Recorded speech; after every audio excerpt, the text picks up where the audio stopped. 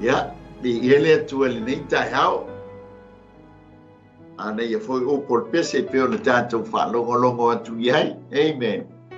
Ya, o lana upu lava e whaamalia e nai lo fina ngalo o tatou loto. Ya, matau lia foi o Yesu o i o le upu. I ele ali. Tatou a whailo ai fia fo le nei tai hao. Nungo ngalu o te au le ea. Ia i le tai au manino, ma le tai au tutoa, ma le tai au manuia, mai le atua. Ia ua haupopo i nai fo o tātou waso soifua. Ia po tātou waso whaita wina le nei o langa o tātou iai. Ia ole mi i ngā ai fo i lea matu mau i lo tātou atua. E lau teite ina i tātou sitalo, ia o na amatai le o le tātou whasoa. E tō mau lava ia te oe le whaafitai. Le whaamanu, o le amene, o le osana tama. E le mawhaifo ia o mātou upu o na whaamatala ina, le mawalunga o lo walofa i o mātou tangata. E ui ai na mātou whaale tonu i tele o teimi lo tātou bāwhenga iai. Ai le o mawhaia o na avesea lo walofa muti bane i o mātou tangata. O le vi inga lea e tū mau ma whaafo i pēr i a te oe te mā. A mātou sauni le mātou whaasoa. E upu whaasoa le nei tai au te mā. Bāla au nganga pa iai. Lau whaau unga. Ele mea whai ngā nuenga. Ia ai sili lau whaau unga. I lo watu nuu ma le lātou whaafunga anga le li ia i lau upu. E ia upo le pese pe o na amteina ai le nei por kalame o lau upu ai ma lia ai o mātou mana o i mea le uma. Pea lau upo se vai la au, pea foi lau upo e whaamania ina ai o mātou loto, pa mātou te whengai a ma whaingatā ma puapua ngā. Ia bea lava lau upo e whaamania ina ai o mātou tangata, mātou whaapeane lea vi ia oe whaamavau ta maa. Pāmanuia mai oe le atua le amataina o le mātou whaasoa po le mātou por kalame i atua maulava i a te oe le vi ingono o Yesu. Amene ma amene. Ia i le suafa manu malo Yesu Keriso. Ia e vea ia o e whaimasui o le au unanga le nei e Global Kingdom TV channel i lana por kalame o le maluta e au whale ngana. Ia mātou te o wholofa mwhaatalo whantuei sa moa. Ia lava se mai panoa o le nei le langi o e maua mai e le nei au unanga. Ia i le paia mawalunga. Ia lau whaafonga anga sa moa. Ia whaatalo whaatu ia te oe li suafa manu malo Yesu Keriso. E le whaangaloina le lau o le tala le lei. I le paia mawalunga. So mai whawhengainga mo lātou whalitua. Ia i lea whata whaitauranga, ma lea whata whaitauranga. Ia mālo le tāpuai, mālo foi le au auna. Ia te ia molona mālo. A tālo whanta foi le ainga o Keriso. E lava se meo i māua mai eile nei au aunanga Global Kingdom TV channel. Ia ilana por kalame o le maluta e au whale nganga. Ia whaatalo whaatu ia te oele nei tae au mata mo fie. Ia o le a foi le taimi o lo watu no. O lo e maua mai eile nei ia au nanga ia whaatalo whaatu lava. I le suafa manu malo Yesu Keriso. A talo whaatu foi nei o matua whaale nganga. Ia ai mai se foi nei o matua malo lo manu malo. Ia whaafitai le tā kuai whaafitai foi le titalo. Ia mawalunga i pere vi ingo le li. Pantalo whaatu foi uso a uauna songa i whaafengainga ia piu wa silifiti ma le whalitua ia ana ia ma le kale sia i wei mouth ia mai se foi le uso a uauna i poi maono lale ma le whalitua ia li tasi mai Brisbane ia vi ia le li. Whaafitai ale tau talo ma le tāpua inga. A tai atu foi ma whaafeilwa i anto i le songa le tātou CEO, songa le whaatonu, ia o le Global Kingdom TV channel, ia le songa le whaafengainga, ia Pastor Mike, ma le whalitua ia Sarah, ia meise le no whaalo, ia ma le kālesia, ia meise foi le au whai ngā nuenga, I lunga I au kilani. Vai se foi tātou sponsors, ba lo, o le vi e ngai whafo i le atua, ia ona o tau foi ngā wenga, o lo tātou ngā lulu ei fantas, ia awa le atua malona malo. A talo whātu wō mai masani, o ainga foi, ia vi ia le atua o tātou toi whailoa i fia fia le nei tai au, ia ilona alofa malona anga le lei. Tele tonu foi e leo mesia lama leo rama, ia po le loi mata malingi, ia ono le malanga maliu maleoti, e ia ona whailo, ia o le paua leo le awala tātou te whailoa iai mo lo watua, mo lo tātou watua. Pau foi leo le awala tātou te o ese ai ma le nei la lulangi. Ia o le tātou hui ai, le ala e pēr wha mei ei tā vita, ia o le ala o le lalulangi uma. Ia o le atua pei ona whetalai, ia amu ia e whanonoa, ia e whaama whanai nai i la tau. Ia leli, Hallelujah.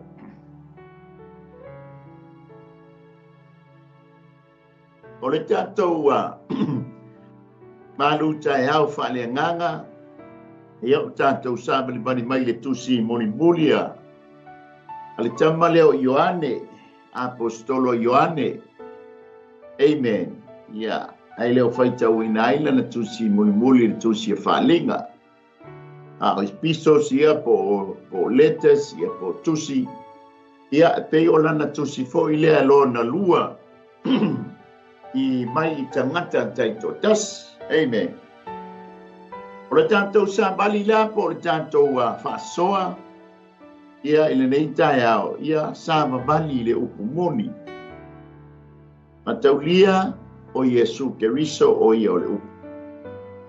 Mafuanga le tātou te sama bali ai le upu, moni o le upu e fonga ina mai e loa li mo loa li o Yesu Keriso. Pana upu fo ia moni mo wha maoni. O ia fo i o le upu, ia tātou te soli muli bae iona a ao. Amen. E maua i oele fia mo le oli. Le ngata i meo le nei o langa. Ia po le nei o langa o tātou iai tātou te maua i ana whaamonianga. A le whaamonianga sili lava. O le tāpena ina masauni ai o oe maa. Tātou te ulu whale atu ai le ola e whaamamau. A wai le whai mo i tātou le nei o langa. Nei o langa tātou te la ngona ai ma tātou whei a whawhiangai ai ma whaingatā, ma whawhita uli, o mai o le tino, amen. A o le langi lea o saunia ma tāpena ina e lea tua mo oe moa. O le tāua lea o le tātou sāva bali i lana upu moni. Ina ia, ma losi ai oe, ma losi ai mātou, Aleluia. Taunu ua tu fo i le unga o lo wha moe mo le tātou wha moe. O le tātou ulu whale atu i le ola e whaamamau. O lana upu a lea mai ai le amatanga. Amen. Le ngata na whailo mai ai le taimi o Atamu ma Eva. Tau ma whaifoi le file e tineia le upu lea ma aua ne sao mai le upu. Ai whaafitai fo i au ngata ma. Whaafitai le au perfeta. Whaafitai tele ai. Au auna na saunia ma tāpena ina i le atua. No lato i o ina fo i le atua. E tau moni mai o le upu lea. Ina ia o mai i lo maota, o mai o mātou fale, o mai fo i tulu inga o le lalulangi. Whaafitai i le atua, whaafitai fo i le auso, e le ngata i Jerusalema. Amen. O le mea na tuto ina ai le ala o le whaaratanga. Ai whaafitai le o mai ai o tātou ei. Tātou watuno, le ngata fo i lea si o tātou watuno o Samoa lava, le upu lava lea. Ona na paua le o le upu, e tātou te mau ai le ola e whaamavau. O la nā fionga mai lesi whaamavaa, i lesi whaamavaa. E le na o ni nai fuai upu. Amen. O le tusi atoa, na tāpena ina masāmnia. O le upu a foi, o le upu le ale atua. Ai na tāpena ina ana u auna.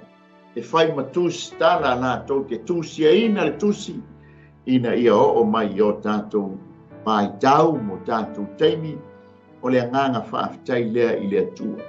Nganga whaafitai lea fo i lea i au ngā tamā na lātou tau mo whai mai ina ia o mai o tātou teimi le opu o le vi inga e tū mau lea i le atua. Amen. Ia tātou sāwa bali i le opu moni.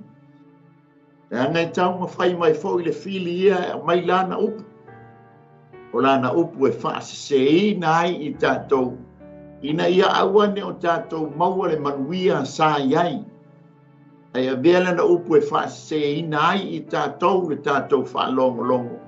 O lana upu fo i e whapena na whaasese ina ai o tātou whiriwhiringa mo tātou mawhau. O na tātou o ese ai le i manuia o le atua. Ia ai tātou wanga i atu i le mea lai mana o ai le tia Apollo o le afi e whaamabau. Amen. Ai o le longo mai leo wa fionga le atua i ante i tātou. Whaptei fōi nei a manoa le lei o sau ni ai nei a la leo i lungo ngānu a pia o le ea. Ia le poto fōi ma le ata mai na fō ina i oso au auna. Ia ua mawhai ai o na whaasoa lana upu lungo ngānu o pia wale ea. Ina ia, o lona whina ngalo ia o le salamo i tangata uma. O le salamo i tangata uma, o le upu i tangata uma, e whai ai le whiriwhilinga le tangata. Amen. O lana whiriwhilinga lea e salamo ai mai mea le anga uma, ai fo i atu i le atua. O lona whina ngalo, awa nei whano se tasi. A ia tātou maua uma le ola e whaamau. O le winga lea ma le tāua o lana upu. A fuanga foi lea, le tula i mai o ana au auna, ia malongo puia li ina i tātou le upu lava lea. Ina ia, tā hoso oe, tā hoso tātou, mo ia malona malo. Aleluia. Ia e wha. Pa pena o na tātou iaia i le tātou whasoa i le nei tai ao. Ma mai le tala po le mau o vai taimi ia e pei foi la ona ave le tusi i le tamai tai. Pei sa whaonga ina ia fale e a mata ai mawhitanga e ta ua whaperitania o home church. Ma taulia o taimi whainga tā le awhia ngai ma le au kerusiano. Wale ma whaifoi o na maua ni fale ia e pei o na iei fale o fale a onga o community hall i nei mai taimi. Ia o whaonga ina e tātou tangata e whapena o na whai ai e ka le sia mo lotu. Whaftaila le whai ngofia e ui lava ina tele ka le sia. Tau sa ili ane no whoanga e whai ai e ka le sia po lotu. A o teimi i o apostolo. Ta tau sa ili ni no whanga. Amen. Sa tau sa ili ni ava noa e whai ai ni mawhitanga a whakerisiano. Ono le whea ngai ma whaingatā ma taulia i loa e tangata Roma. Loa foi e tangata le talitonu i le atua. E tau mo whai ase mea ia whasi o tia leo kerisiano. Amen. Ai whawhitai o tātou teimi. Maua le teimi.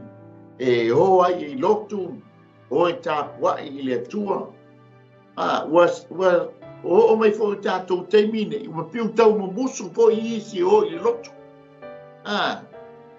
O tau mo musu wa aunga tata. Ma tau lia e leo o tau. Alenga lue mai le fili e matu le mole meo le langona aunga tā. Le langona pa ye. Tu mai o tātou loto mo tātou mawhauwhau. I o tātou tino le aunga tā ma le lela vai alua i whaisa. O taimi sa tau sa ili sa manoa. Amen. Sa tau sa ili langa e whai ma le whewhe mea uma. E whai ma le matau mea uma. Langa a whaalungoina lo o le whanaua le atua po le mau ya Yesu Keriso e iai lea whaalaputonga ma lea whaalaputonga. O le iunga o le whasioti.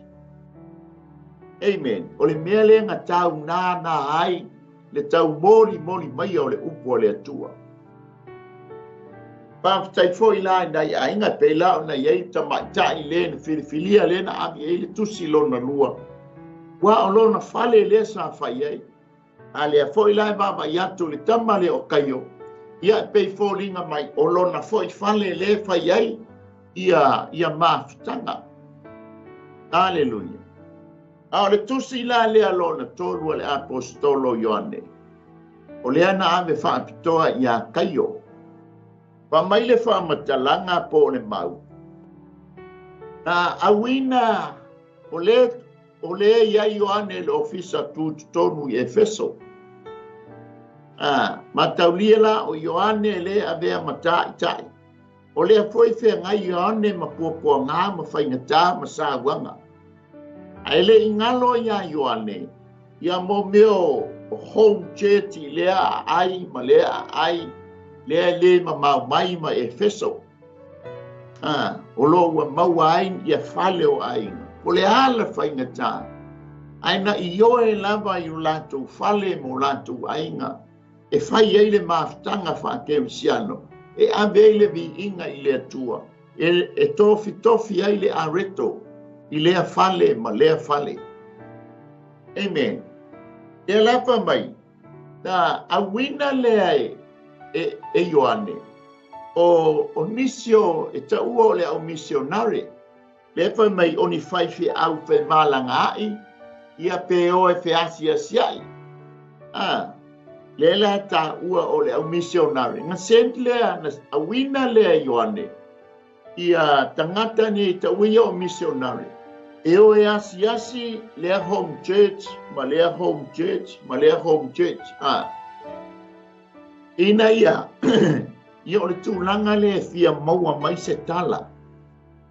Ko whape i mai le taita inga o lea home church, o lea mahtanga, o lea kalesia. Na, awina i lo leo a misionari. E ambelai o i le mahtanga le ia. Ia kaio. O kaio i leo se whaifi au. Ai nā o ia o se tā. O lea na te wa aia le mahtanga lea. Hallelujah. A lea la pai mai. O le onga lea o misionari ia. E o e asi ia mahtanga ia ta uia o home church. E lei tūch tono Efeso. Tongo minga e whaisi mau le tite o ia. E matau lia. O le o ma le matau. Leanga o whaingatā. O le whea ngai le kalesia ma sāwanga. O le lai o. E maufia maua se tala. O whape i mai lea maftanga ma lea maftanga. O le lai abe le tusi. E abe le maftanga le iai taita. Iai ia le tamale o kaio. Ia ma le tamale o teo kilifi. Ia lai whai mai ai. O na olo leo nai misionare. Ta tali le leia lai kaio. Ma le maftanga leo ato misionare nei. Ia o le mea masani ai tātau au mai nai whaifi au. Amen. Ia o le teimi fōi le ama tamataina o le ngā nuenga. O mai nai whaifi au mai Samoa. Ia pesa o mai ai nei wai i nei a fōi. Ka le sia i tono New Zealand nei. Mai se ale assembly. Tau lia tau le lama le tupea nai whaifi au i Samoa. Ia o mai teimi ia o mai ai nai whaifi au. Tu e se leni mai nei. Ia o lea i la unga i lea. Na unga i lea falsa, ma lea falsa. Ina ia maua se leni ave ai. E build up ai te falsa po se fale lotu e amata ai le ngā nue. E lai whape nā le ngā nue ngā lea. Lea ta ia i tamo o Ioane, le apostolo. A lea lai a wina ai ala misionari. Ia e vava ai masiaki. Ia peu whape i mai le mata. Tali le leia le kaio. Ai ai la tangata ole ele whapea fos tangata whatau whai le tangata leo teo terifi. E pei o ia o se tasi o le tai o le ofisa o le lotu. O le la talia ele tamo kayo, por ja ya kayo. Ai tai la ya tio terifi. Wai tai ya kayo, ono lona talileleina o missionary nei. Ona la toang malilanga le lei o kayo manisio le ekalesia talileleia missionary le na awina mai. Ale la ia man tangata ia o te rofo fa o ngai fili ea e te ai ia Ioane malana por kalame le fai ele o fia ia Ioane to leo Ioane le uva aia tai pe o ia o toi ina na te va aia mafutanga umane ale lai tai ele tangata le ila por kalame nei. Hallelujah. Mataulia o le tau matamata ngā wenga. Ai mai se foi, o le tau o le fai ma le fefe mea uma o no le sawa. E le mana o lani, ni mea wha le tonu po ni wha whitauli, ia toi wha tupu foi wha whitauli, o le foi se ngai ma wha whitauli. Pa mai la le tala. Ona fo I lo le o le malanga le missionary. No atu lo le ma le tala le wa watu. O le tala le lei ya kayo molona ngā lofa, molona ngā le lei, le talinga o I la tau le mātanga. Ai mai se nisi o le kālesia. Ia ma le tala, e winga ia teo te refi. Molona fo I mai molona fo I manatu. Pena la inga o le tala. Ona tusi mai lo leo o fo ia o le apostolo. E a maila na tusi ia kayo. Ia ma le mafutanga. Ma mai o le mafuanga leo le tusi. Na tusi ia Ioane le nei tusi. E wha loa tua ia kayo. Ai tau salaina ai ia teo terifi. Ma wha ai loa tua I te metiu. O le na tui na atu le tusi. Longa winga la o te metiu. O ia la lenga maboli le tusi o ia kayo. E le ngata la o le tala le lei. O le la mai le tusi. E wha malo mai ia kayo. Ia to e mai ma le tala e winga ia teo te rifi. Ia ma le wha ilo mai o le tama leo teo filo ia kayo. Me ele o nge tangata le atua I fina ngalo.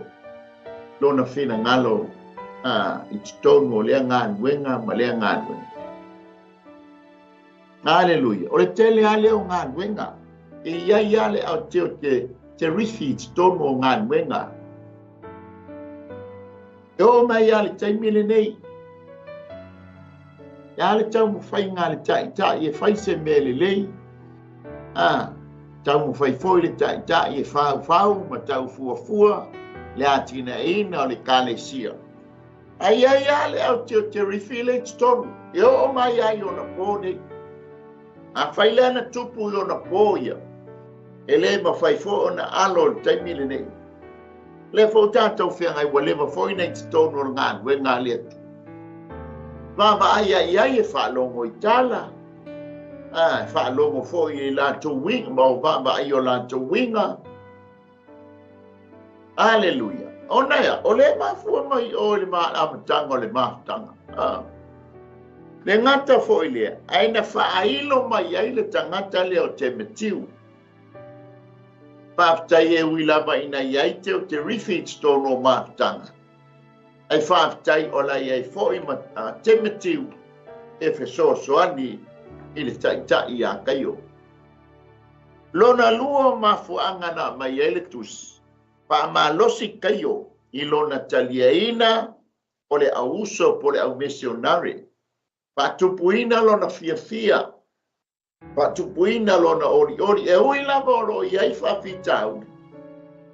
E wane ia vea whawhitauri ma me nofo ai ma tau fia ai.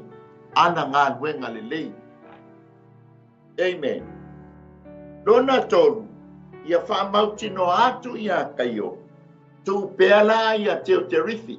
Aua le popole ia teo te rifi. Aua foi nei a dea teo te rifi. ma mea se ma bafai lona ma fau ai tuli matai lona bala wina ma fai wina lona faiba e yai taimi o te o atu yai ona fai lea ma se matala ia ma te rifi e fōlinga mai e pei e ata mai tele le tangata ne o te rifi ai o lona wha maa walunga le pei e fōlinga mai e lu e vai maa walano i sita ita i a kaio ia o le winga lea pei e maa walunga loa o onga tele ta maa ainga tele le ata mai ia pei na wama ai maa walano lo le sita ita e wha mai Paulo ia pa longo mai pea sio malea tonu tau te poto ai o le tana lea Paulo Aleluia na ave le kale sia o tumu le poto tumu le ata mai e wha mai lo Paulo pa longo tasi mai si mele sio pa barbaria ia tonu te poto ai ia e saoa o lona tolu lona wha ia mori mau atu ia ele ngatala le tusi na mafuai e whailo atu ai le tamale o te metiu o le tangata e longo e a fo ia wa longo le lei i tangata ai mai se fo o lona sambali le upu boni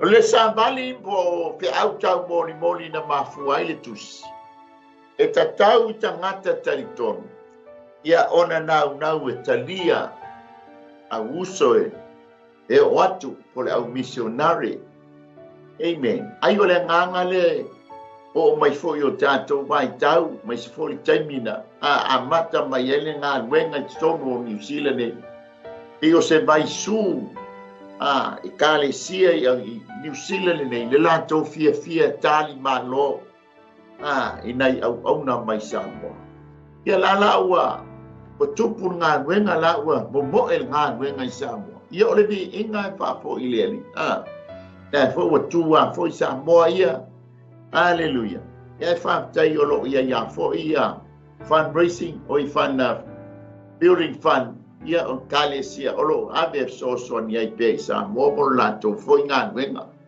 amen ele ngata fo ia mo meo mission e ave ia o ngā tuspa ia Whaftai fo ia nganga nei o lewa o wai tātou le nganga wha missionary, wha mission ia e senta aima a wina ia tātou soani ia ile au missionary ia awa lava le tala inga o le malo le tua a le lai mo mai o le lai nau mai ia tau mo fai ia wha marusia pe oe aua le tu ua ne ngā nuenga le le Whaftai le wo mai o tātou wai tau ia oro o maua le nganga lea o le soani le o missionary. Lona lua o le Savali po o le whiautau mori o lo moni mai e le tusi. So se tai lava e manao ia maua le tūlanga sili o le a ia maua e ala ia na ngā luenga. Lono winga la ele le ngā luenga le tangata ne o te rifi. Amen. Ele ngata fo longo winga e mau mea le tangata. Amen. Fa mailea e au maia o ia lava I lalo olea o inga pa ia. E ui lava le maua lungo o le manatu a te rifi le iai. Ai fa maia Ioane e au maia I lalo e au wala I lea o onga pa ia. E tala noa ia te ia. Mafuanga le fa mai ia Ioane ia kaio. Alo pea oi le va inga le mafutanga.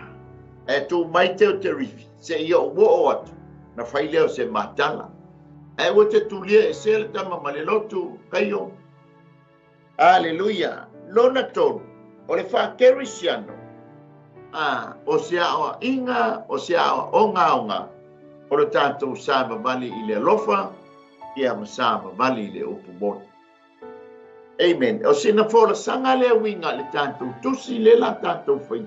Tātou whaasoa I le leitai ao. Tali tonu foi o nā ua pangaia le malu tai au whaalea nganga. Amen. Yo tali tonu foi wa lawa sa mol so sa masanyo na mga luya tungai le liawa o ya soalo telea. Amen. Ya lala wale lopo le wa foi lau bangaya lungora na lawa. Dia wale lopo ferme tango yai ili man na fa lalu ta fie ai le esi le te mo ai. Wa ya ngata ilo nga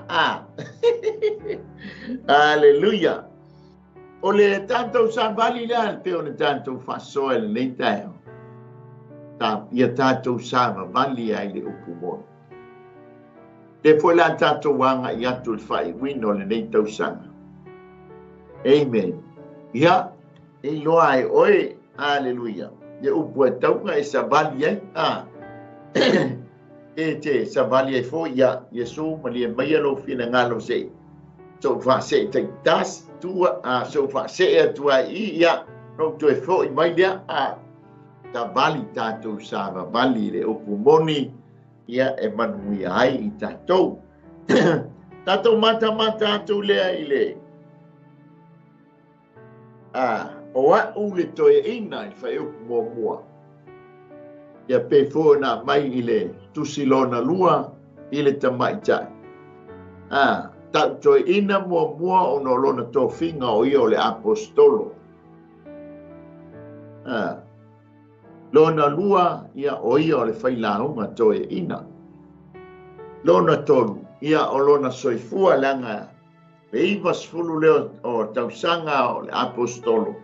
Ia lenga tusia mai ai le tusi. Hallelujah. No winga le tanto te baba ya tu tanto ina le apostol. Ya pe fona fa so atu na ole wa fa so mai matala no mai. Ia oio le to ina le mafutanga po le kalesi. Ale tala no mai lo na tali e tali tonunga. Ole nganga le na ave e Ioane ile tua po Yesu ke viso kayo. Lono winga la tanto tu isesi tu. Lono winga o le timo teo lea a Ioane. Amen. Ala leo tu la maila na timo teo. Hallelujah. Ola na nganga lea po lona tangata lea na faolaina na ave ile. Na ave ia Yesu o i ole upumoni. Ole faatua ma le talitonu ia Yesu. Lea lawa o tupu le tama ma umalosi le tama. Ia lele, ia le wa vea o ia matai. Ilea mafutanga. Hallelujah. Ka mai lea ola tusi le nei ia kayo. Ua mua o le pele. Vai ua tau pele kayo. Hallelujah. Ia wa masani le winga o le pele. Te wha upuina pe te tā ua lo ainga po lau tautonga o lau pele. O se pele lo roto, se pele lo mafofau. Hallelujah. E te le whaia se me le anga ai lau pele. E te le whaia fo se me matanga ai lau pele. Hallelujah. E sili ai le veo Yesu ma tātou pele. Fa pele ina fo i tātou e Yesu, e vea fo i tā oe maa o le pele e Yesu. O le wa fia i ailo na loto. Wa mai ailo na nganga pa i lunga i tātou ono oe maa o le pele a kewiso. Tātou fa tau pele ina fo i Yesu kewiso, o le pele i te oe maa. Tātou te le whaiala se mea, e tō ma i ai lau pele ma lau pele. Hallelujah. Pe whale tonu waile tātou wāwhenga iai ma lau pele o Yesu Keriso, le e mafuai o na tātou sāma vali i lana upu. Tā naia le ngole wa mai ai, wha upu mai ai ia kaio. Kaio o oe o lau pele. Ke ngā fo ia, tala fo ila Yesu o oe o le au pele o tātou wa o le pele a Yesu. Te a tātou sāma vali i lana upu. Amen. I hele li pia tau pele ina I ta ua Yesu. Aleluia. O le lona lua, fa mai o le o tia lofa fa maoni ye. E le ngata fa mai le apostolo kaio o oe o la upele. Lona lua o oe o tia lofa fa maoni iai. Apena po I oe pe a tau lau ainga po lau tautonga. O lau pele o le wai e lofa fa maoni iai. E pe atu I fola ia Yesu e fai man tātou pele.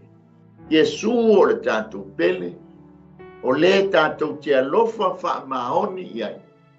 Pe a tātou sa mawali I lana upu moni. O le mafua anga fo I lea o lona fio mai. Te la tātou sa ungi atu e fa manatu.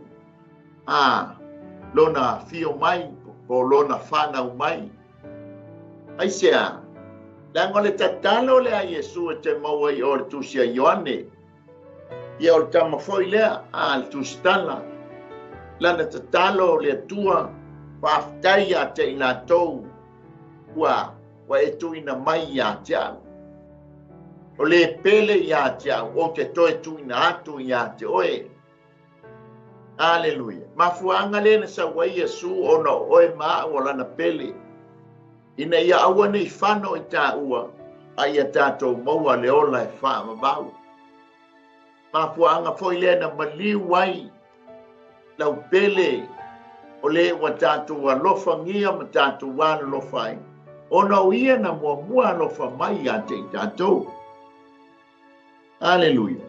Alofa mai o ia, Wa ina mailo na ola suitulanga ia te ta ua. Ina ia awane I mafatia la na pele. Awane ia maliu pe oti la na pele. Walava ia suitulanga ia te ta tou. Pa walunga tele lo ta ua. Yanga oyo al palelio. Na wenga mamana le tua pa pena foi mato.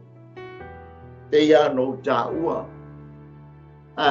O oe o lana pele, o I tātou o lana pele, mafua anga lea, o lona fio mai le larolangi. Ina ia tongi o lana pele, whaamanga loina lana pele, o whaapenao na whaolaina lana pele, ina ia awa nei whano, a ia maua leola e whaamamaka. O le pongai leo lona alofa e whaamaoni tele lona alofa. Pai tele o taimi tātou te whaale tonu, tātou te se, tātou sana moa ma tātou whaato ese ia te ia. Na le ave se a leo lona alofa whaamaoni.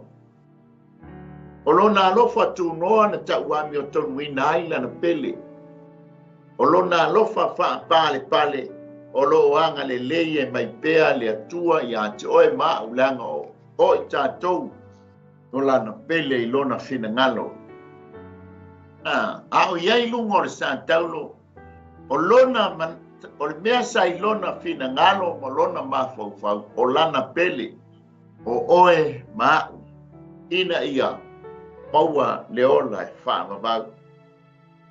Tātou o kaio, o mai le whaamatalanga. E leo mauti noa po o kaio lea na tusi, lea na wheoa ima. Mai fo ima Ioane. O kaio le ta ua waiai kaio le ta ua mai le tusia ngā wenga sfuruiva whai upoe, lufuruiva. O le tama lea na maua mai e Paulo, ilana malanga. E o mai fantasi la kaio le tusi lea ngā wenga. E o mai fantasi ma le tamo Timoteo I teipe. Longa winga e nu fantasi. E leo mauti noa la, o kaio ale e totas, lea ngā wheoai ma le apostolo o Paulo, e ngā taletusia ngā nuenga suruiva whai upo e lufuruiva, o la fo e toi tā ua mai I le ngā nuenga e luas furu whai upo e whā, Le ngata foi le o le tusia Roma e sfuruono fai upe wha. Matauria o le inga wenga sfuruiva fai upe lupul wha. Na pu e ai kaio ma aviatu. E amel fare pui pui. Ona wa me besi le maftanga whamai o Paulo le, ma le au tāla i le mafuai ona mumusu tangata e atu ia te ilato. Wa whaaolaina o lātou nganga. Ia, o lesi o leta ua mai le mōmoko ni toi o muawhai o pue wha. Ta o kai o la leta ua mai tusi e pe o nau whai atu. Ta o le au malanga ai fo ia. A Paulo, sa whai lama tali whale nganga o Paulo le tamalea. Le o mana malama o na le o mai a se wha fo ia. Papea mai o kai o ale to tas ai fallinga mai o kai o lea tena tusi mai ele tusi o le tamai titi sa faima ma tali fa le nganga o Ioane le la pe o ia lea na sa ilalo le tainga a Ioane le tamalea le la na abe ia le tusi ona o ia lea sa tai mai ia ile mafutanga lea e yali tali tonunga tasi lea home church. Sa ia ile vai taimi lea ono lo tau na le whaingo mafutanga. E mata le whai upo e lua, wha mai ia e manuia e mea uma kaio. Le pewa mai sana wha manuianga. Lua ile vaenga o le tusi. Ia e ma lo ina. Le ngata ina manuia oi i mea uma kaio. A ia e ola ma lo ina. Tolu, ia manuia lo wanganga. Ta ua i ole, wha malo longa i o tātou tino. E wha tau mui na ilo tātou whaiva o tātou tiute. Wa tofi ma bala wina ai i tātou. Pa ngaia i ole, le ngata ina tala mai le loto le tustala ia kaio o lana pele, le ngata o lana pele ai alofa wha maoni ia te. Pai lole o lana wha manianga, ia e manuia i mea uma kaio. Ia maloloina lo tino kaio. Ia manuia fo i maloa ngana. O tana noa mai li tangata atoa o kaino. O lona tino, o lona loto, ma lona mafufau, atoa ma lona nganga. Se whamonianga leo pa umai. Ele toi ina o le maftanga. E whamonuia ai a kaio. Tani tonu foi whapena i tātou. Tani tonu o lo tele. Kaio tonu o lea ngānuenga ma lea ngānuenga. E tūtū lai mai e so swani iana au auna. Hallelujah. Ia la au mai lea la whamoe moe ma iai le apostolo au mai le au misionare ai tali le leia e kaio. Kei loso se mana onga e tali le leia e whawhia ina fo i le toe ina fo le tai. Hallelujah. E tolu i tu ai ngā whaamanuianga whamai o le whina ngalo lea o le atua. O le winga o le whaamanuianga lea mai a kaio. Pōmua, o le manuia whaaletino. E le mele ia whaamanuianga lea tātou te maua le tino. Whai o oe o le tangata o lo tautua ma upauna ia te ia. O oi o le kaio i tonu o lea ngānuenga ma lea ngānuenga. Tali tonu o ngā ua sapi whaamanuianga. I le tino, e tā ua mai le Iosua mua whai upe 5 e o le iwa. O mua le Samuelu e 2 whai upe 7 e o le man. O mua le tupu e 2 e upe 3 e o le wha. O mua nofua i ngā tupu e 9 whai upe suma le 2. O le sera e balu whai upe lufulu lua, o le iopo e tolu fai pasuma le tasi ia ma le salamo muamua fai upu muamua e o le tolu manisi o tusi whaamonianga ia te tātou o le whinangalo o le atua tātou te maua whaamonianga i tino. Aleluia. Ua foi ni a vea ua whaamonia mai le atua i lise o uso ngai tau ma whaile tau wā talia te mea wa mai e le atua i lau soifua au auna ona tātou wola tau tua mo ia pe tātou makai o i tono lea maafutanga ma lea maafutanga. Amen. E mana tua o oea o le pele Yesu Keriso o le wa lofa wha maoni mai ai Keriso. Mai ai lona ola su iai oe su iai a ina ia awa nei whano i tātou ai a tātou maua le ola e whanga maa. Lona lua o wha amanianga i le whinangalo le atua. O le wha mālolo ina lea o tātou tino, ia molo tātou wola mālolo ina. Amen. Tau ma whai mai fo le fili, langa o le fio lea po le malaeta, ma alaeta alo lea le fili o tātou tino. Ina ia, papenana, au mai a mai, mai fo sto ino yopu, tau wanta mālota alo le tino o yopu. Le whinangalo le atua, ia malolo ina o tātou tino, ma ia tātou soifua malolo ina. E maua le malosi, maua le tātou malosi. Ona mwhai leo na whātau nuina, lo tofi, ma lo tiute, ma lo whaiba. Ale maua o tātou tino o malosi. E le whātau nuina, whailalo na whinangalo. Amen. Whai o tātou mamai, pasi le polo i nisi. O le whinangalo le atua, ia e ola malolo ina, ia tātou wola malolo ina. Ua nei whapolonga ina i tātou. Tanga o le fili, o le pitonga, ati Apollo sa whapolonga. A tātou o umana whasauloto ina. Amen. Ia ola malolo ina o tātou tino. Ia wha malolo ina ia. Ko i tātou. Te mawai o le soto esfuru lima whai upo e lufu rono. O le salamo e iwa tasi whai upo e o ia salamo e iwa tasi. Whai tau uma le salamo. E iwa tasi salamo e salamo le toru whai upo e toru. I saia e lima toru whai upo e whai o le lima.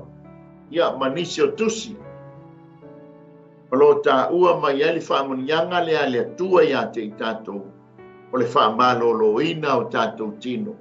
Ia tātou maua soifua malolo ina. O le lona tolu, o le whaola ina lea o tātou nganga. O le whaamonianga lea le atua. Ia whaola ina o tātou nganga. O lona whina ngalo, ia tātou talia, Yesu Keriso e whai mali e ma whaola. O i lātou uma o e na talia, o ia ma whātua tua i lona suafa. Na ia ambatu ia i o lea manuia. E a mea ma ta ua ai oe ma o a talii ma le a whine o lea tua. O lona whina ngalo la, ia ta ua talii oe, ia ta ua whine a. I lona whina ngalo o wha manianga ia lea tua. Amen. Leanga ia. E te tau ona tula i mai o tātou tino i tino whaale langi. Te a umole nei o langi. O lona whinangalo i a tātou wheiloa i mai ia. La fo i tā pena mea uma o ana whaamania. O lona whinangalo lea ma ana whaamanianga lea. Ia whaolaina lo wangana. Ia whaolaina lo wangana. Ka fuanga leo le alu o tamo Nicol Temo o i o lea o au tū la fono.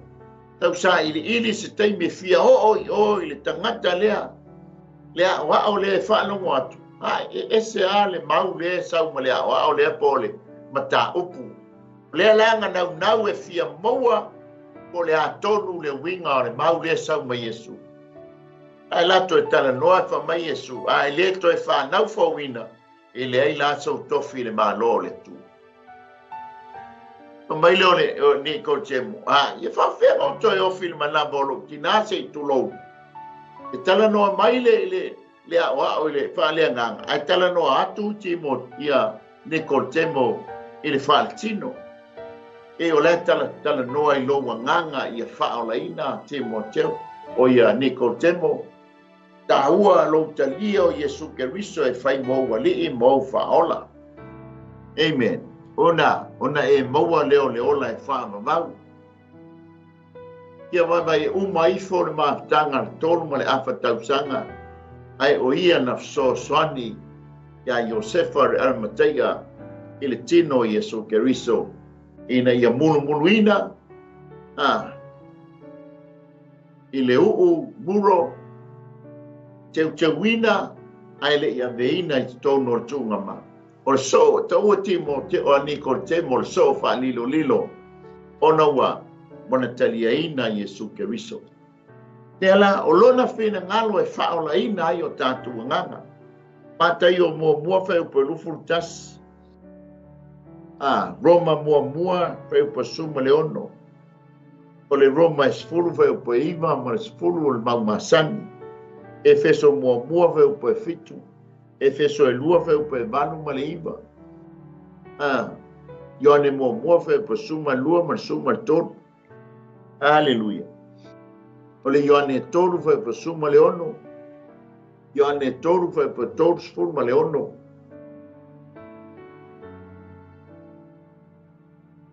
Olo tala noa mai o le fina ngalo ma le mana onga o le atua. O lona o tātou manuia. O le whaolaina lea o tātua ngā. Aleluia. Pa mai lea. Nā tō olo le whai upa tolu ma le wha. Awa ua tele lava lo fia. Ia te oe kaino mau ngā nuenga. Ono le li poti lea ngō atu ma le misionare. Ma naia le ripoti leanga tau ma le au misionare wa fia o nātou loto ono ngā wenga kaio. Ke lo foi fa pena i tātou fia lo watua mo tātou o le tātou watua i tātou ngā wenga e mana tua tātou titalia mo Yesu Keriso e avea mo tātou alii mo tātou whaola. Na tātou ngā lua lea as a servant of God.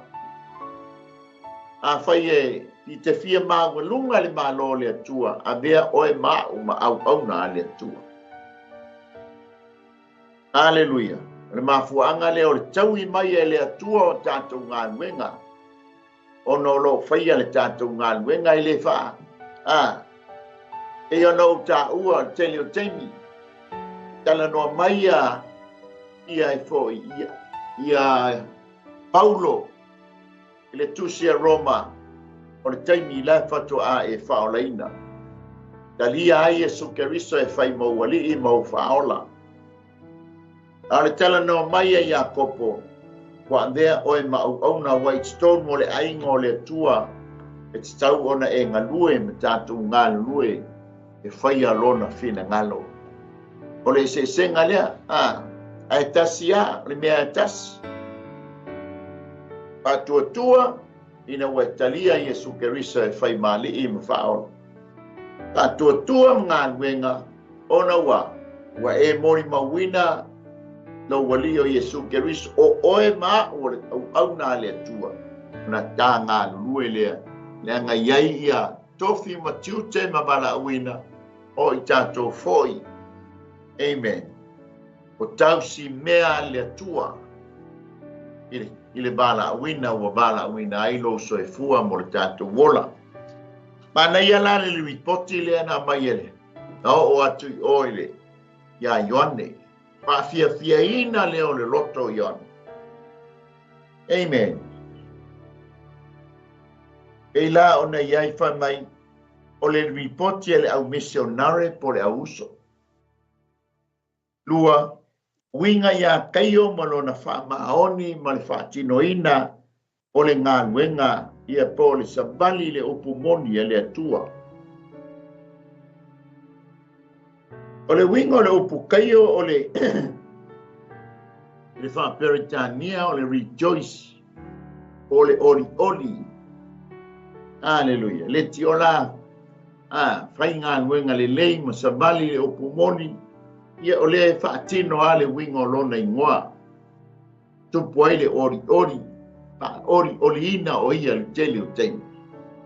E longa o yese le fia.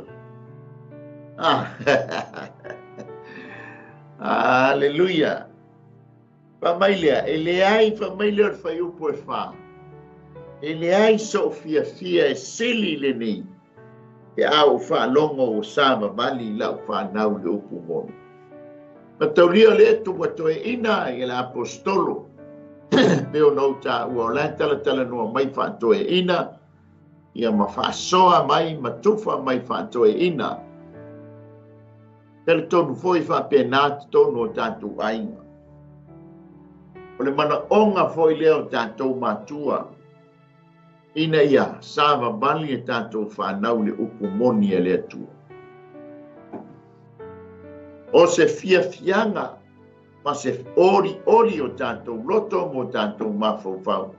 Le tātou whamba ia, o le sāwa bali e tātou whanau le upu moni. E mana tua fo. O tātou whanau, e muni mai tua ia i tātou. Faila la tātou te sāwa vali le upu moni mātua. E whapena foila tātou whanau. E foi masanya, foi tātou le upu lele. A sipa vai o le pa fo, pa matua. Ia e sipa tu ai fo i vai o pa laiti. E mana ia le sa o pa, o vai o pa mātua. Ia sa o fo i lea ma vai o pa laiti. Tore mea la tātou ke whaia, mātua o lo mata maia tātou whana. A whaia e mama, ai mātua ele, ai ama tātou, ia, ele ai a foi a wani tātou feita pe a tātou wawa ia. E wawa i mai a tātou whana ue, tātou te fia e whai sa nina, ia lotu a fiafi. Amen, e fia foi lana whana, wow. Hallelujah. Amen. Mataulia soli muli mai a tātou whanau ia i tātou ta māmatina. O le mea la tātou te whaia. Ia o le mea whoila e muli mai i tātou whanau. O le tā mai tusa mō na hala. O ina matua. Ia ele ma whaia o na toi alo e se ai. Nei ale whanonga mai ale apostolo.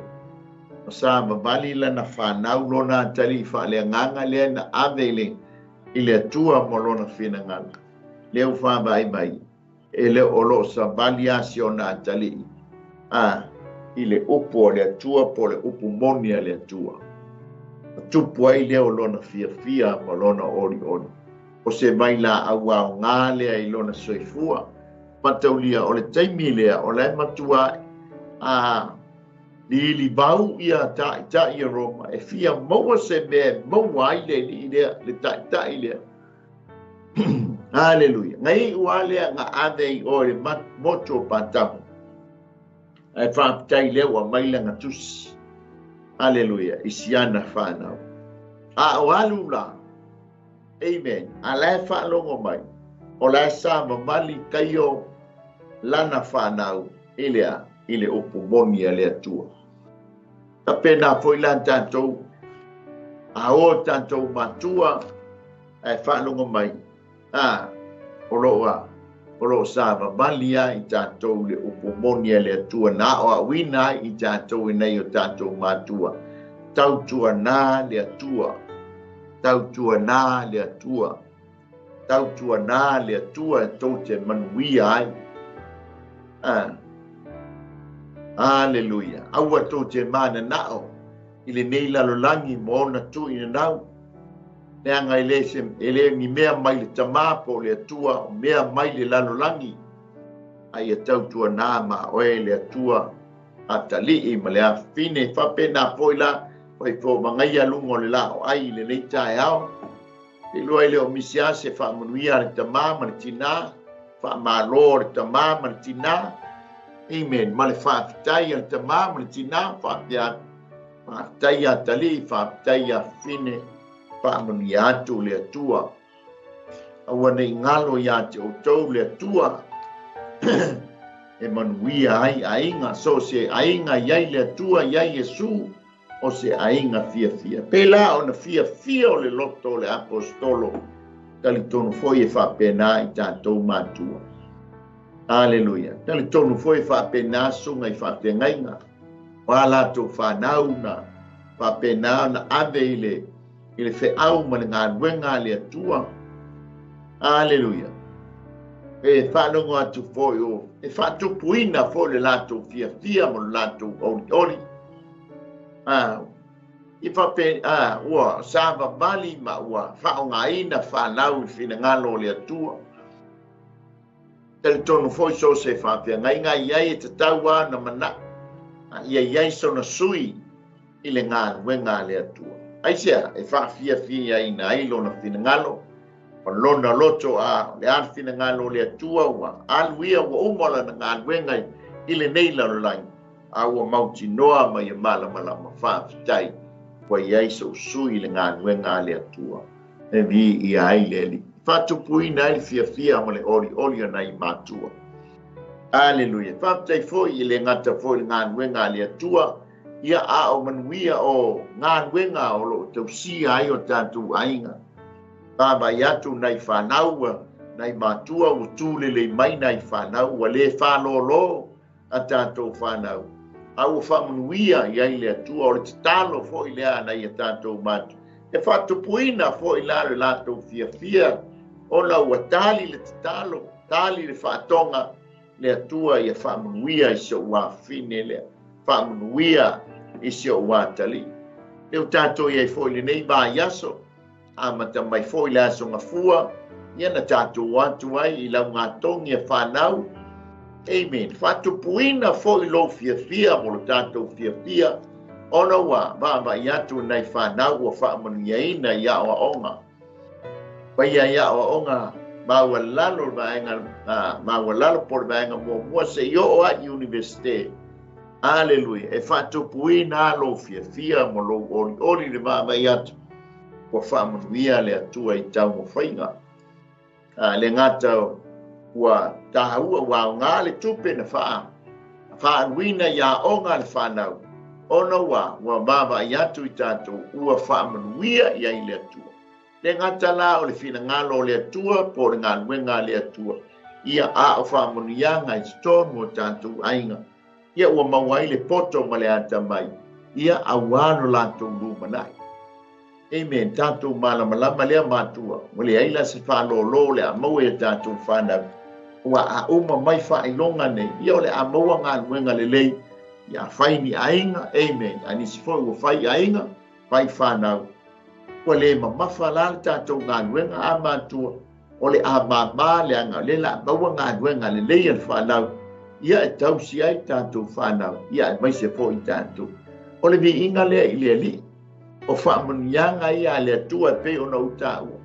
Whamanianga mua ia malo ia o whamanianga i le tino. Amen. Lua ia whamalo loina o tātou tino, ia tātou maua le ola malo loina. Lua tonu o lona whina ngalo ia whaolaina o tātou nganga. Tātou wama ia tulea i le whaiupo e 5 e o le whaiupo e bana. Le nganga whaafitai ona o le ngā nuenga lofa i leo missionary. Aleluia. Le mai le foi toi tau pele mai ia kaio. E pele o lo wa lofa whaatino le au missionary. Lua o lo wa lofa foi tonu le kalesia. E le ngata ngā lofa ili i missionary na sia simai a tonu a foi le ngā nuenga e leo pa ole a le ngaluia kaio el tono se mitamitanga foi le so staitai ai mai se tono pa ngai tono e kalesia ole yeyo teli ni kaio tono ngan wenga if so swani ngan wenga o ngai fai na tan ngan wenga haleluya pa mai leo le apostolo ele imalanga fu atu le missionary na malanga atu ono le suafa o le atua ele inofo watu o la tofinga na lai ona watu ono le suafa o le atua ina ia whaamar sia le maftanga ongo le whea ngai le maftanga ma sāwanga. Hallelujah. E whaftai lo talia ma e sosoani. O le sosoani le upumoni, o sosoani le ngānwenga ia o le awina atu o le au misionare ono le finangalo le atua. Amen. O lau tau pito la au ma le tau ngānwenga o le tātou talia o le au misionare. Amen. A o whaasoa mai le upo le anga nā lai o na malanga mai o na o le upo le atua. E moli mai e wha malosi tātou. Amen. To e whafangu i tātou. To e ti mata le tātou penga. To e afua se tai au fou, manatu fou, langona fou. E winga le whaasoa mai e le au misionare o le kālesia kai o whaafitai kai o luanga le lei.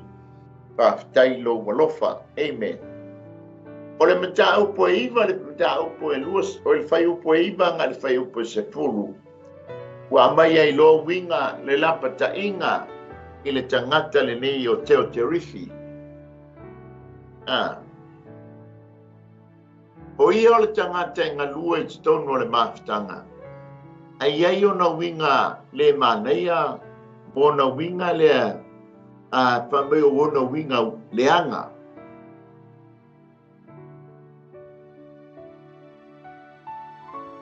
O le tangata le ne o Teo Terifi.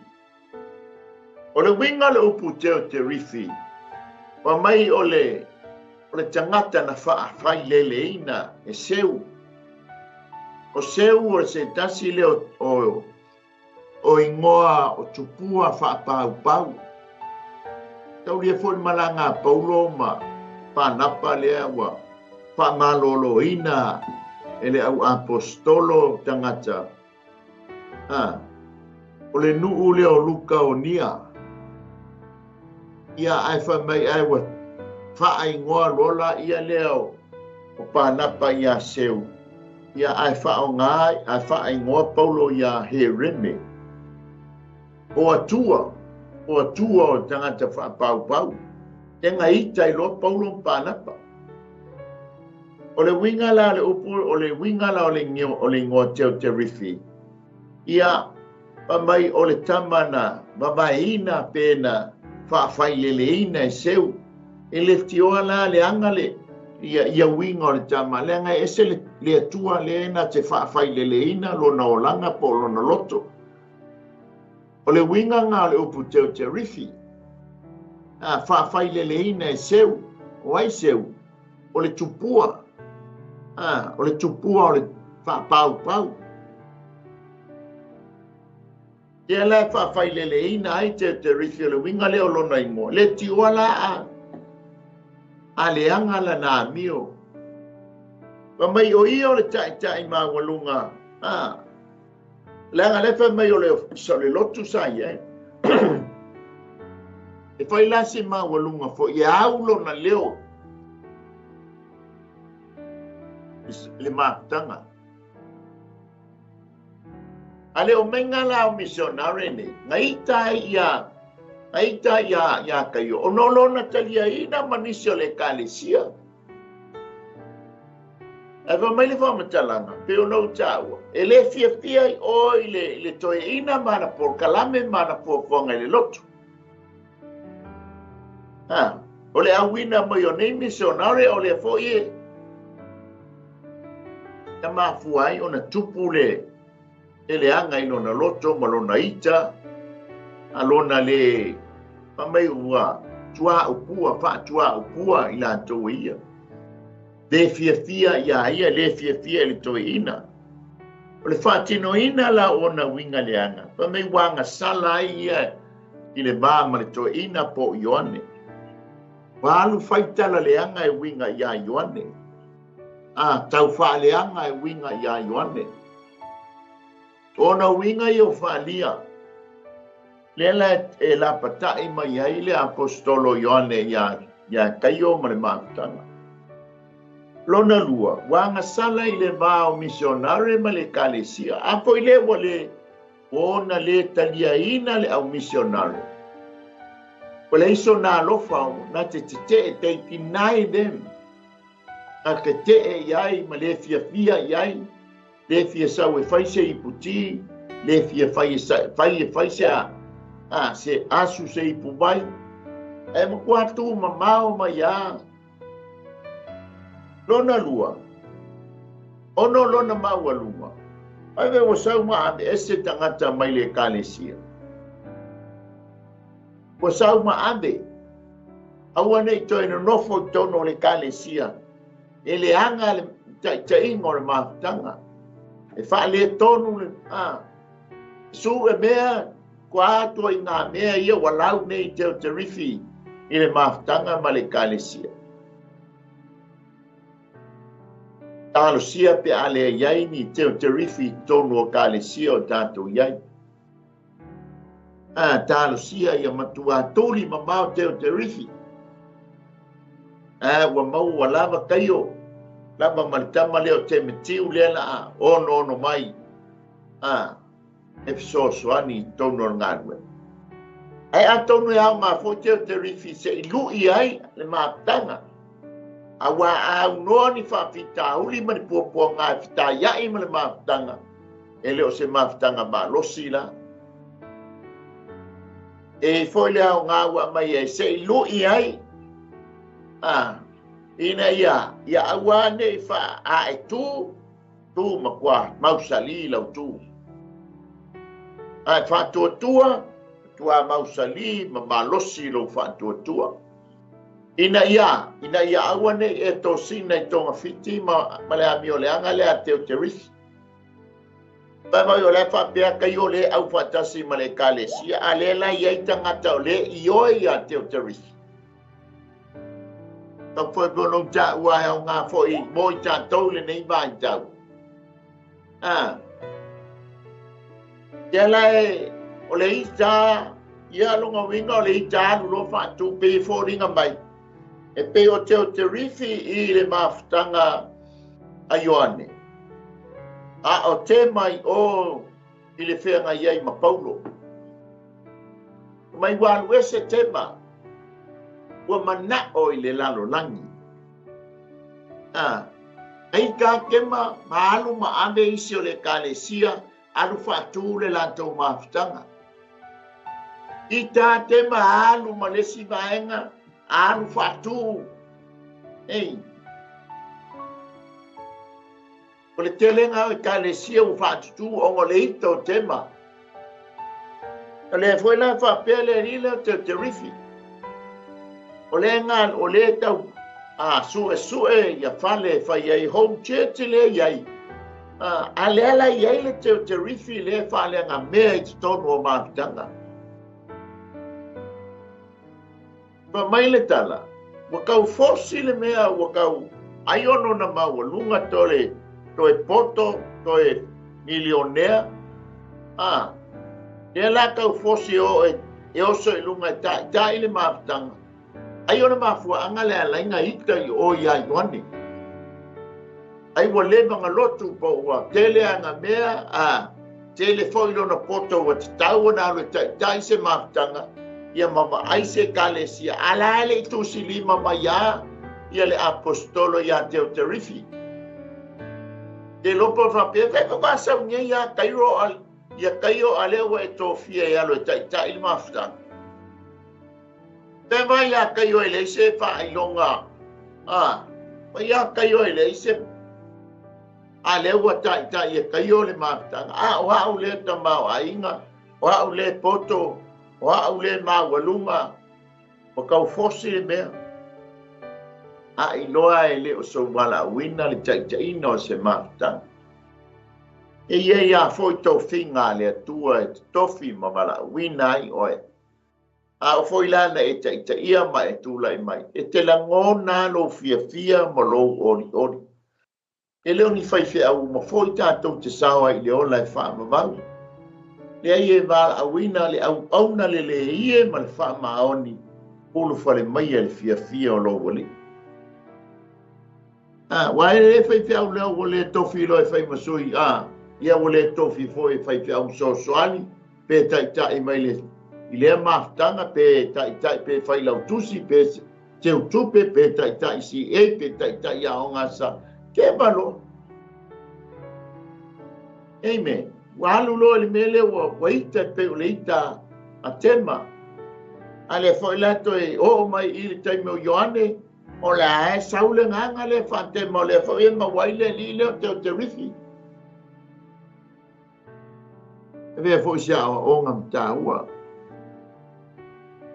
Amen. Ai la ngona mai le tua e le o so wala wina e le o so foi ma te ino se mafta.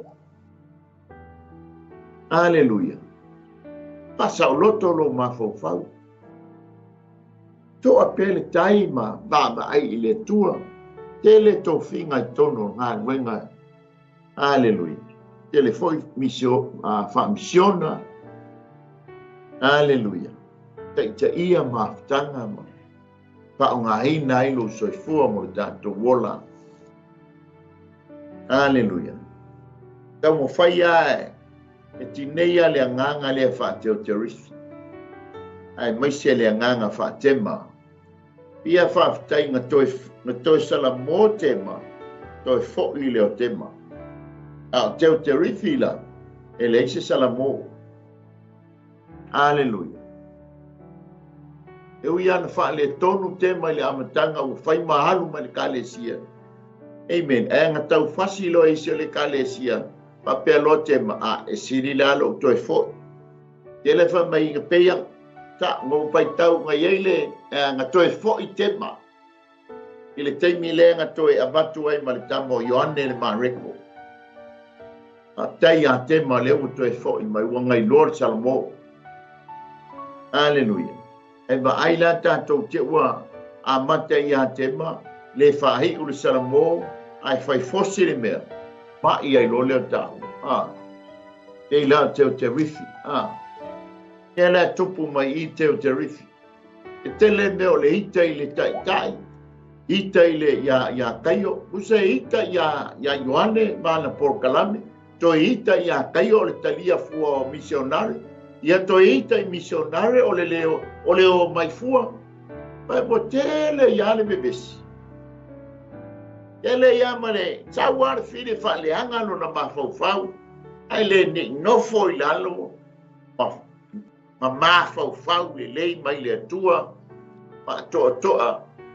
Ai lo na mafau. Tanga le fa longo mai o kai o anu lo ma ame isi o le kalesia.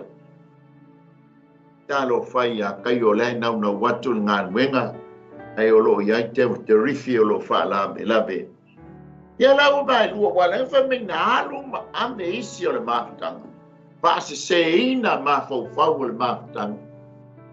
Pea foi le te tau ai ona tātou tū mau le whaatua sa mamali le upomoni. Awa ni wha se ina I sesi lo mafau. Ia te wa ai atu le tangata lea maua lunga. Tele ana tupe. Tele lona tamau ainga. Awa pe o tama ia pe e ioe ngō fia I ai tangata. Angore tama le mau mai isi au mea lea. Tama le mau mai isi au. Tō sina tuala ia lea. Watu ai matamaiti. A le fia tamaiti ngā lua I. E tō sina tua ongo lea. Tanga maua lunga ingalanga kele tupe. Te o tō sina tua. E mea po se awa onga ma se tāua ia I tātou. Amen. E sa mali le upumonia le atua. E le sfasi se ina la sesi lau filifininga. A tātou sa mali ma tātou ioe I le atua I lana upu. Le ale tau whainga mai ale tangata e wha. Lua fesasi lo na mafau e peo teo te rifi. E le mawhai lana suia lau. Vai uma fai. Aleluia. Awa ni fa seina I tā ua le nganga fa teo te rifi. ia whātou mawina lo sambali le opo monia le atua i le nganga whakaio. O le alofa ma le whamahoni i le atua molona whinanga. Aleluia. Le winga leo tamalo, pa whai lele ina e seu. Talo whai. Aleluia. Uma lea whai maile whai upo le sumaltas. Pa maile whai upo sumaltas. Te pele, awa e te whaawao i le lea. Neo koe saulanga lapta inga malana whautuanga i lana pele.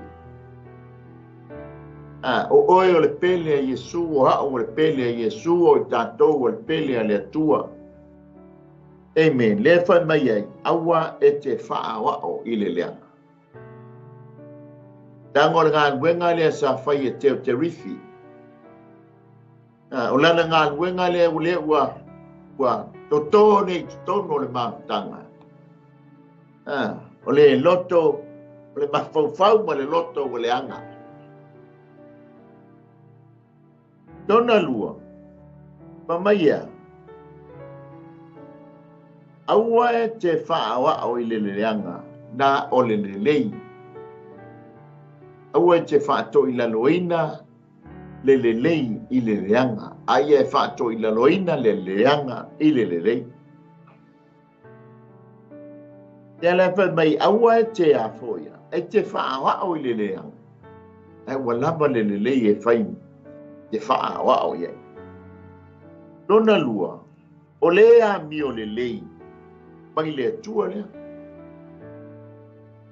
O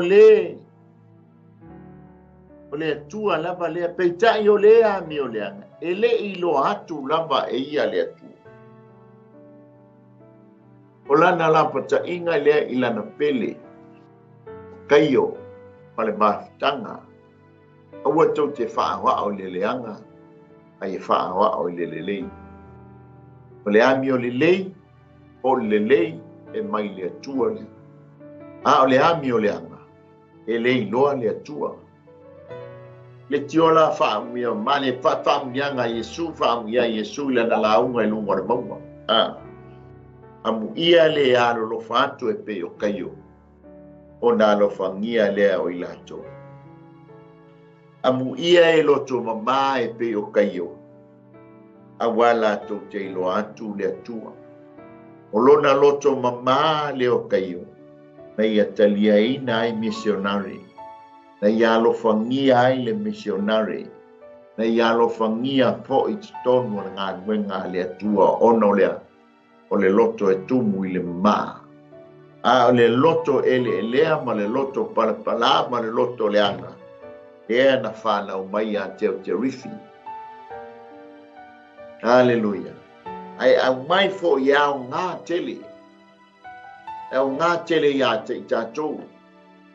Ia ngai tele a teo te rifi titono ngā nuenga. E whaase se hina ai nisio le kālesia. Nisio mafutanga. Te ia leo watu whai kengi. Pai kengi tai te rifi le kengi malea te. I wale si whawhenga ina pos tai. Tala noa mai se mea ati na e aile ngā luenga. Ia punga kuata mai ai longa. Leo tō titia fio mai Yesu, yo aila whai mai a ngā mea. Ai longa. Ia aila whai mai, leo tō titi mala au mai le tua i tātou wola o tātou mātua. Ai longa. Ia ngai lengi tupu ele kālesia. Kālesia o mai I ma o. Ia nganga le whaateo te rifi e tala noa atu, e tala noa mai ma whaasoa mai por kalambia le kālesia. Amen. Aia. Ai whio soi leo teo te rifi lea. Lea o onga tāua. Amen. E ngata se awa onga mo Ioane, awa onga mo Kaio, awa onga mo le mafutanga. O se awa onga fo I mo tātou. Amen. Ngai foi mea ua mai ai ma faufongo tai tai. Ia ua mai loa ua fai ma polonga i le mafitanga po le kalesia. Amen. Ai leo se fina ngano leo leli. Ta foi o onga mea uma leo tele no mai e a onga mea uma mo i tātou a tātou sāba mali atu mo le atua mo lona fina ngano. Fai mai lea sau ngā mea, fai mai lea sau ngā mea. Ia ngā le i kaila te o te rifi. Wa tele lo le kalesia wa le kaio ta kalesia wa le nganga fa kaio le kalesia a wa nganga fa te rifi le kalesia. Hallelujah. Fa tu po o nga mea uma e lo ye fo i tātou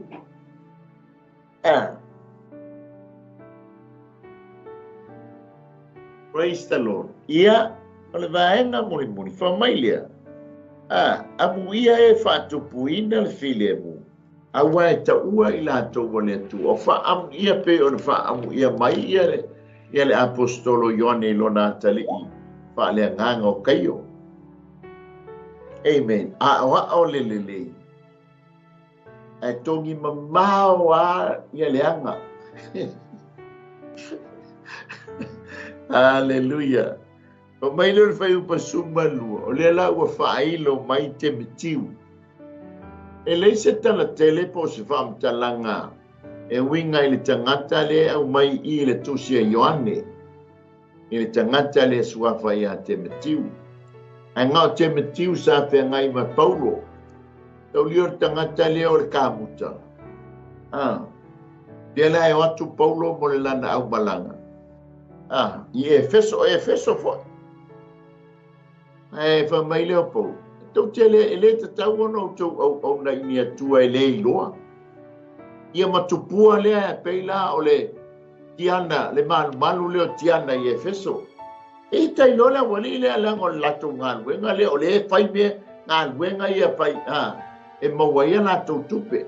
Pāme besia i lola ia leo le mafutanga. E ponga ima le tama leo te metiu. E le fa pēla te metiu le i le mafutanga. A Ioane. Pamaile whamtalanga o te metiu le a mai ele tusia Ioane. Ia kaio. O le tangata ua longo le lei o ia e tangata uma. Le longo le lei, o le tau le leia. Pape o characters fo ia po winga ia nga piki ai le to fitu fo leo tia. Si a kono i le tusia ngā nuenga.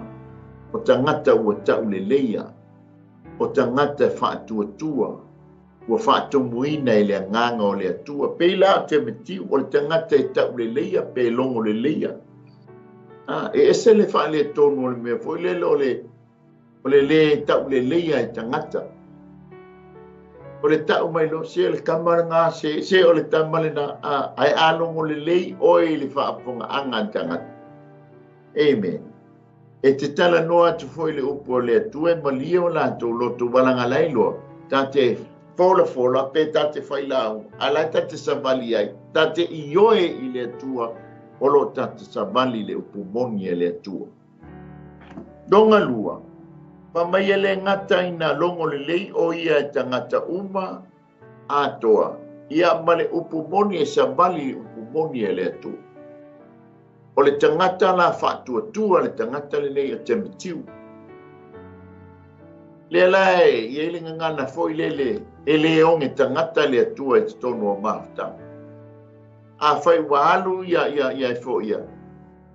Ia teo te rifi ma ame nisi o le mafta. Ale o suitu langa mai e te mitiu te tonu o le mafta. Wa vele ma matua loto tele o kaio. Onga wa. E ui a ina alu ese ia teo te rifi ma amele si mai. A leo tuitu langa mai a te metiu.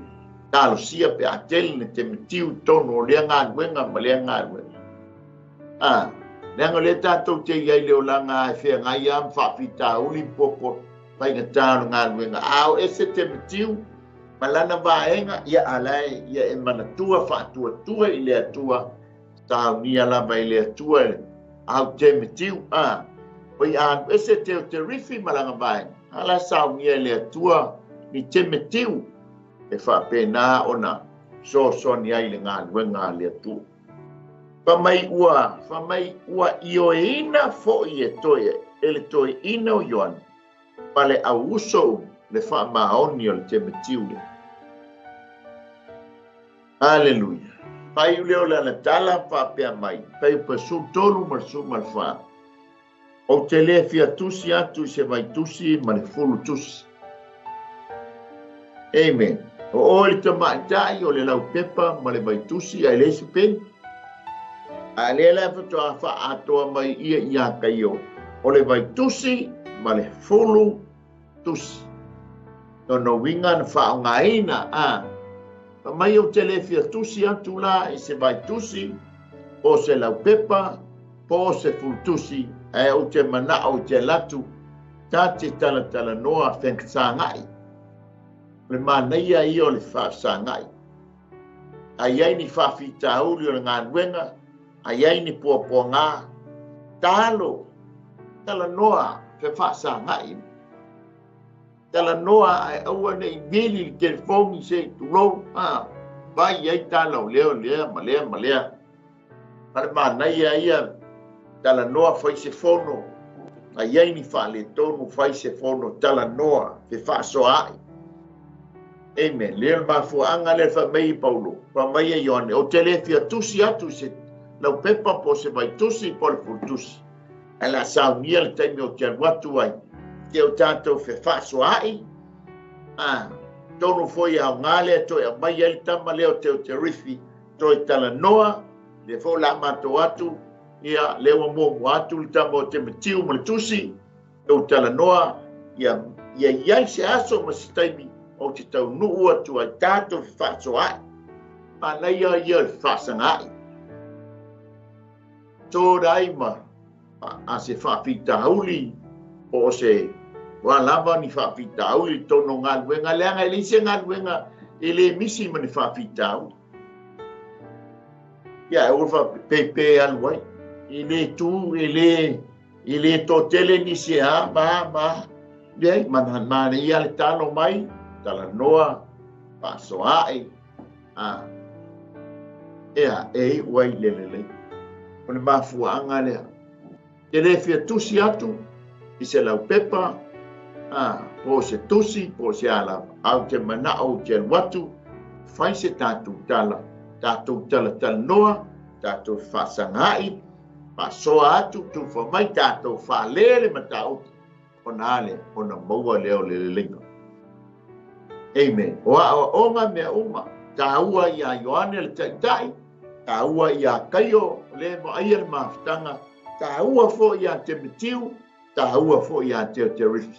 O sea o ngā fo i tonu le kālesia, le au mai ei le tusi. Whapena fo i tātou i ona pōne. Amen. Le ase whawhita au li tono ngā nuenga. O le mānei ai, o le whai o le whono, whaso ai, whalele matau, e iwi whono, o matua le lei mea o. Toe a ngai po lea. A whai whale tono mai le nei, whai unga le nei tau sanga. Amen. E iwi. Ia ua maua se tono le lei, ma se manatu le lei. E whale ai le matau. Whaptai, ile manatu o Ioane. E ue ai na pisi. Alela ta pena mailo na taimi e sawa i e whalere ma ta opu lea. Lea wa tupu mai ki tonu o le mawhitanga o lo wa aia e le atali i a Kaio. Hallelujah. Tonu e au ngā foi le taunu mai a Timotiu, e so soani i a Kaio, ai mai se foi le taunu mai o le taitai. Tunga le toi ina i a Ioane. Ia, a ami lea ma le tamo teo te rifi ma le mawhitanga voice. Ona whale leo le tau. Amen. A mōr tātou malu tai hao lea whale nganga. Hallelujah. Ia, ua iai le nei tai hao lea poi se whamitalanga se upu. Te ngana. Ia, ua le tau tamali. Ua le tonu foi le whafunga anga. Ia, o le mana onga o le au nanga. Ia, tātou ia whaamalia ina lo whina ngalo i upo leli. E tā pena ai lo tangata mo tātou tangata. Ia awane i o tātou whano. ai tatou maua uma le ola e whamamau. Amen. Ia, ia le ali, me fol ni a manoa to e whātai atu e tatou a CEO, tunga le whawhengai ngai a Mike Malfaltua, ia male no whaalo, mai se fo ile au whainga nuenga, ia e mai se fo ia tatou sponsors uma whātai atu, ile ainga o Keriso, lea na mafuta mai le leitai au, toi momoli atu a le nganga le whātai. Amen. Whātai lau komeni, whātai fo ilo mafuta mai le leitai au tatou, tuti mea whātasi ai, ile upo le tua. Ia momoli atu a le nganga le whātai, whamungi atu le tua ilo mafuta mai, nau komeni mai, malo sia ino le nei au nanga, manisi foi o au nanga, ia e vi ia mamaua lunga e pea le vi inga o le atua. Amen. Ono wale aisa taimi e tui whaasoa atua. Ia a tonu onai whaasoa atu le tātou CEO.